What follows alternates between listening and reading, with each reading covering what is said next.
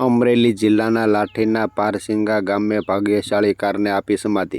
પારસિંગા ગામના ખેડૂત સંજયભાઈ પોલરાએ પોતાની કારને આપી સમાધિ। કારની લીધા પછી આર્થિક પરિસ્થિતિ સુધરતા નહીં વેચવાનો લીધો હતો નિર્ણય। પોતાની જ વાડીમાં સાધુ સંતો અને મોટી સંખ્યામાં ગ્રામજનોની ઉપસ્થિતિમાં કારને સમાધિ આપી। આ પ્રસંગે ગામ ધુવાડો બંધ અને મોટી સંખ્યામાં યોજાયું જમણવાર। ભાગ્યશાળી કારની યાદગીરી રહે તે માટે તે સ્થળે વૃક્ષારોપણ કરશે।